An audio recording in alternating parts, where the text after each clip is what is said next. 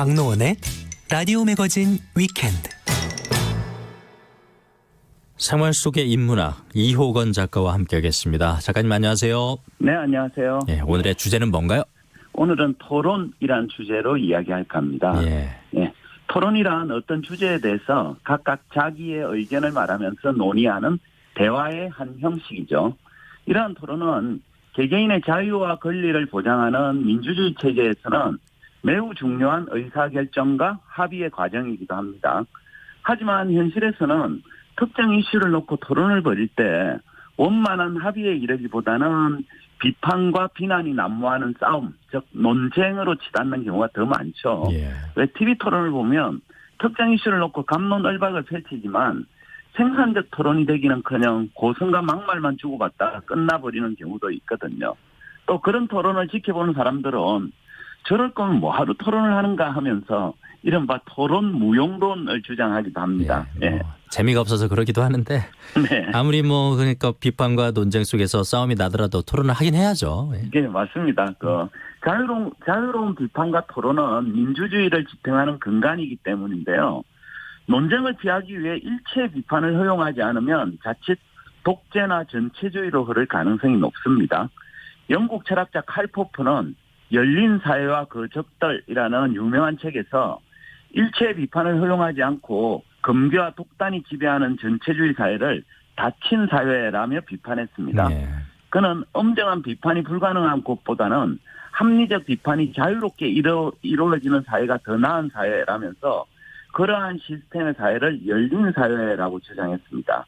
그러니까 비판이 자유로운 열린 사회에서는 특정 주제로 토론을 벌이다 보면 서로의 주장이 부딪히면서 논쟁으로 격화되는 경우가 왕왕 발생합니다. 하지만 이건 어쩔 수 없는 과정으로 생략해서는 곤란합니다. 각자의 입장과 생각이 다른 사람끼리 모여서 비판과 논쟁을 못하게 하면 민주적인 합의나 의사결정을 내리기 어렵기 때문입니다.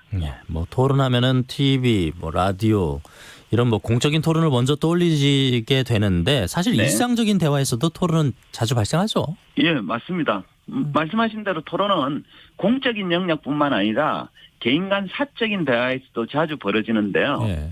예컨대 연인이나 부부끼리도 대화를 할 때 상대방 눈치 보지 않고 각자 자기 주장이나 생각을 자유롭게 표현하는 사이가 있는가 하면 이런 경우도 있죠. 어느 한쪽이 가급적 자기의 생각이나 주장을 내세우지 않고 상대방에게 맞추어주는 관계도 있습니다.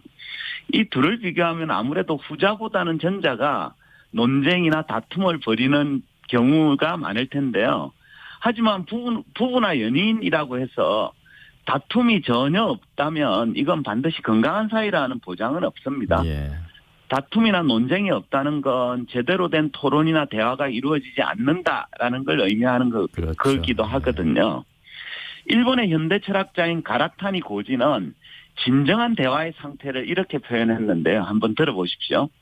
나는 자신과 동일한 규칙을 공유하는 사람과의 대화를 대화라고 부르지 않는다. 대화는 언어 게임을 공유하지 않는 사람들 사이에서만 존재한다. 그러니까 고지는 사람들이 주고받는 대화의 본질을 언어 게임이라고 보았습니다. 사람들이 주고받는 대화의 본질은 언어 게임이다. 예. 언어 게임이 뭔가요? 그죠.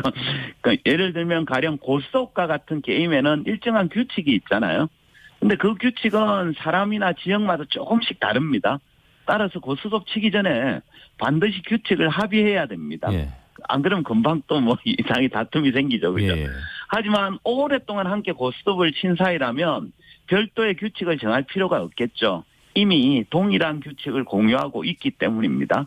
이건 대화도 마찬가지인데요. 오랫동안 동일한 규칙을 공유한 사람과의 대화에서는 반론이나 논쟁이 거의 없습니다. 예컨대 어느 회사에서 평소 등산을 아주 좋아하던 사장님이 직원들에게 이렇게 말합니다. 이번 주말에 가까운 근교에 등산이나 갈까 하는데 다들 같이 가지. 이에 고참인 부장님은 선약이 있음에도 불구하고 마침 주말에 뭘 할까 고민하던 중이었습니다. 라고 얘기합니다. 반면에 신세대 직원은 아니 예고도 없이 갑자기 이러시면 곤란합니다. 저는 못 갑니다. 하고 얘기합니다. 그러니까 선약이 있음에도 사장님 요청에 거절하지 못하는 고참 부장은 사장님과 동일한 규칙의 언어 게임을 하고 있는 셈이죠. 해서 반론이나 다른 의견을 제시하지 못합니다. 반면 신세대 직원은 다소 버릇이 없어 보이기도 하지만 진정한 대화를 나누고 있는 셈이죠. 그렇다면 신세대 직원은 사장과는 다른 규칙의 언어 게임을 하고 있는 거네요. 예, 맞습니다. 그러니까 이처럼 동일한 규칙을 공유하는 사이에는 진정한 대화나 토론은 불가능합니다. 비판이나 반대 의견이 나올 수 없기 때문인데요. 한편 이런 상황에서는 사장님의 반응이 중요한 것 같아요. 만약 사장님이 그 상황에서 자신과 동일한 규칙을 가진 사람은 좋아하고 다른 규칙을 가진 신세대 직원을 버릇없다고 생각하면 앞으로 진정한 대화나 토론의 기회를 갖기가 점점 어려워집니다. 반면에 자기와 다른 규칙을 가진 사람을 포용하고 받아들인다면 열린 소통도 가능해지고 또 그 과정에서 새로운 교훈이나 통찰을 얻을 수도 있는 거죠. 그러면 타인에게 자신과 동일한 규칙을 강요하거나 뭐 기대한다는 건 그리 뭐 바람직한 일이 못 되겠어요. 네, 맞습니다. 그런 사람들 요즘 젊은 사람들은 곤대라고 부르더라고요. 예. 그죠? 예. 가나타니 고지는 집단의 형태를 공동체와 사회로 구분했는데요. 공동체란 단 하나의 언어 게임으로 닫혀 있는 곳입니다.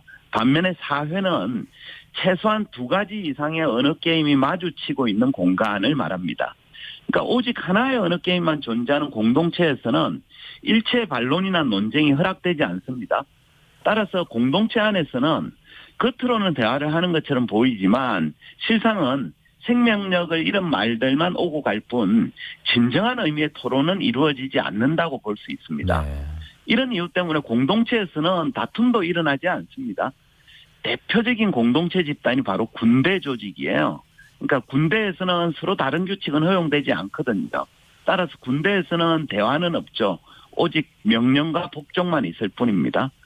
반면에 2가지 이상의 언어 게임이 펼쳐지는 사회에서는 서로 다른 의견이 충돌하면서 다툼이 발생하는 경우가 많습니다. 하지만 그 과정에서 논의가 더 깊어지고 더 나은 대안을 찾기도 합니다. 진정한 토론이 이루어지고 있기 때문인데요.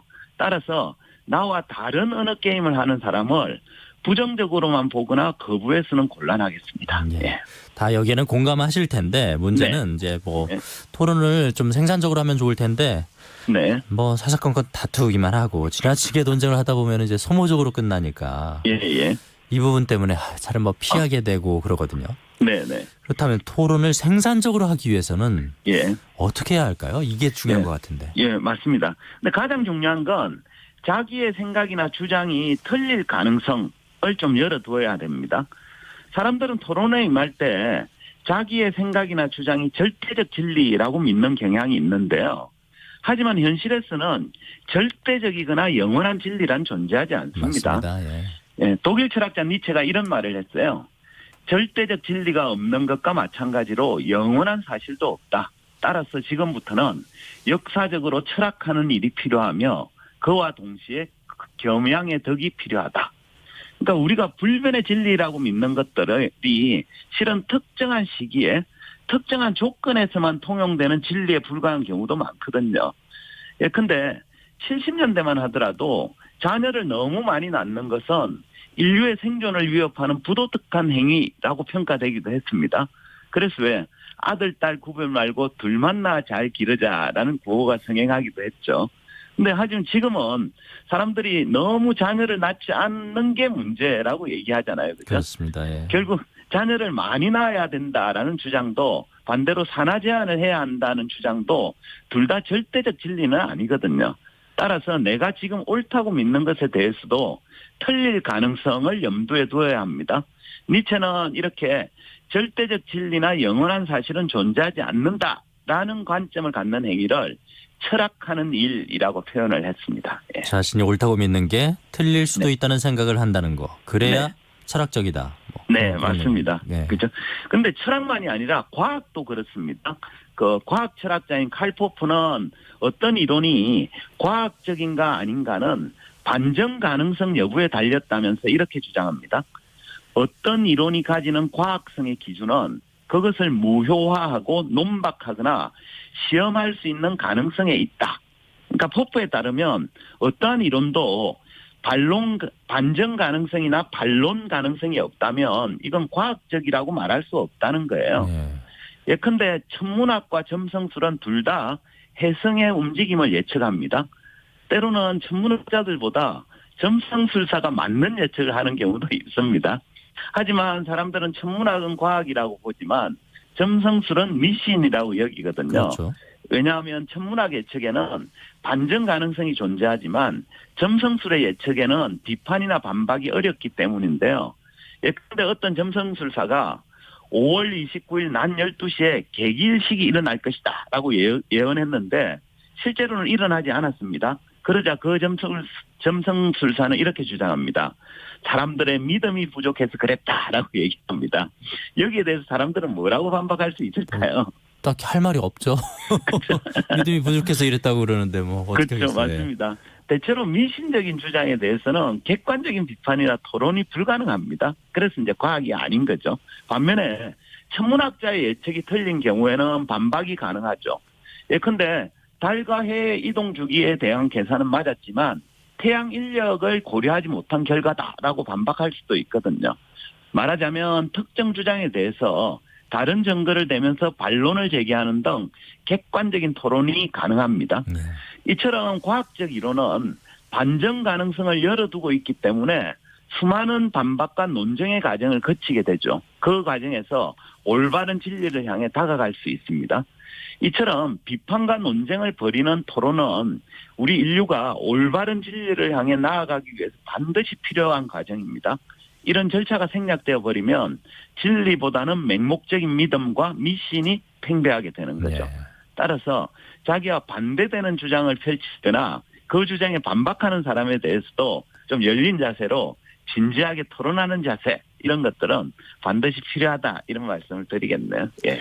이런 자세가 반드시 필요하겠다. 예, 그런 게 또 철학하는 자세입니다. 그렇습니다. 예. 생활 속의 인문학 이호건 작가와 함께했습니다. 잘 들었습니다. 네, 감사합니다.